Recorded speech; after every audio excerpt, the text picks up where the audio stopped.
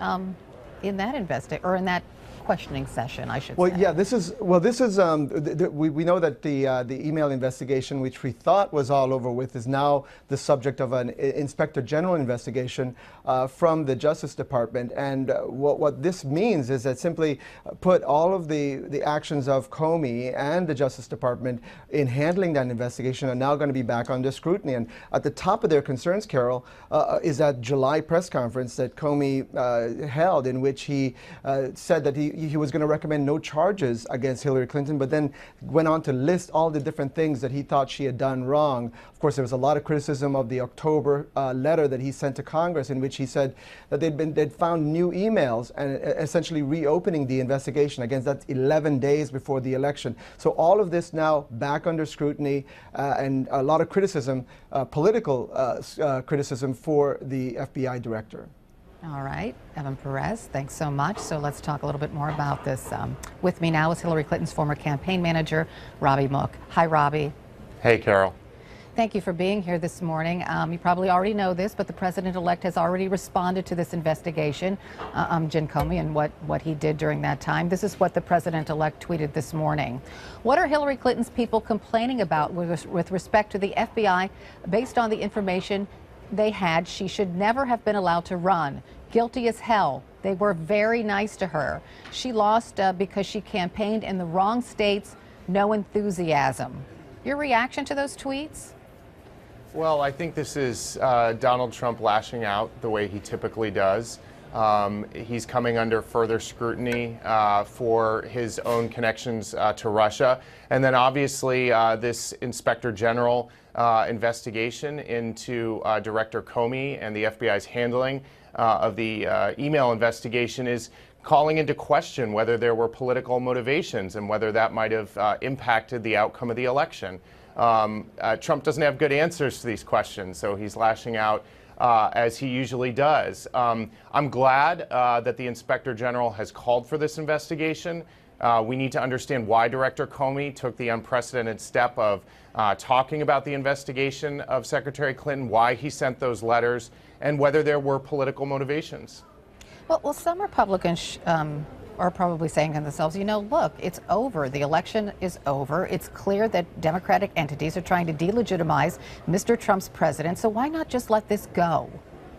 Well, Democrats aren't the ones calling for these investigations. Obviously, we support it. We think it's important that this is looked at. But it's the Inspector General, who is an independent actor at the Justice Department, who has called for this. It's Republican Senator John McCain, Republican Senator Lindsey Graham, who've been holding hearings to investigate Mr. Trump's potential ties to Russia.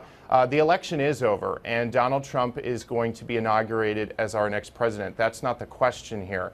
I think the question is whether outside actors influence the outcome of the election, whether that be the Russians or the FBI. On Jim Comey and why he took the actions that he did during the election, isn't it? Well, there's a separate investigation going on Russia. But this isn't just James Comey at the FBI. There were leaks coming out left and right, particularly from the New York field office. Many news outlets were running stories based on leaks that were coming that turned out just not to be true, entire stories that had to be retracted because of leaks that were going on. I think Director Comey bears the responsibility for having that press conference, which was totally unprecedented, a clear breach of protocol at the Justice Department. He's accountable for that letter he sent to the Hill, which was also a breach of protocols at the State Department. And again, I think the world was shocked the other day when in a Senate committee hearing, senators asked to understand the status of investigations into Mr. Trump's relations with Russia, and Mr. Comey refused to comment. He didn't refuse to comment at all when it came to Secretary Clinton, and in fact, he had a whole press conference to editorialize about his personal views of her and what she did. Well, let me ask you this. Do you think that Jim Comey should resign when all is said and done?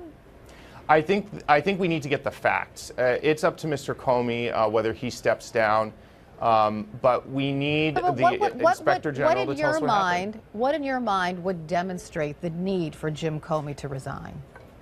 I think if he has acted improperly and that the American people can no longer have faith in his ability to carry out justice, I think at that point someone should step down. I think it's hard to be a director of such an important institution when that trust is no longer there. And let's let this process play out and look at the facts. But there are some pretty clear facts in front of us, such as that press conference he had, such as those letters, the leaks that were coming out constantly. And I wish that this had gotten more scrutiny during the election, frankly. But we are where we are, and I'm glad that it's going to be looked at more closely now. Have you talked to Secretary Clinton about any of this? Well, I'm not going to get into private conversations. But I think she, like everybody else, just wants to get to the bottom of this. At the point that we're at right now, this isn't a Democratic or Republican issue. This is really an issue of whether we're going to have free, fair, and open elections in this country. And I think every American should be concerned about outside interventions. You two have had a discussion about the Russian hacking and about Jim Comey's actions during the elections. Well, we obviously had to talk about this a lot because I was on the plane with her when that letter came out from Director Comey. Obviously, we were dealing with the leaks that the Russians were putting out every single day. So, of course, we had to talk about this because we were battling it constantly during the campaign. But I know that Secretary Clinton, above all, is a patriotic person. She believes that our democracy is what it makes us strong, and that's what we've got to protect. Government agents and foreign aggressors should not be allowed to step into our democratic electoral process and intervene and try to swing the voters. And it appears that could have happened from the Russians and from James Comey, and we need to investigate and address that, make sure this never happens to anyone else ever again. And just a last question, and I know this has been poo-pooed by many, but there are a good number of people who want Hillary Clinton to run for the mayor of New York City. Do you think that's a possibility? I'll leave that to her. Do you think she should, though? I think she should. I think she should do what she wants. But look, here's what I'll say. I think she's one of the most important leaders in our country right now. She is truly an elder statesperson, and I think she has a powerful voice, and I know that she's going to use that for good.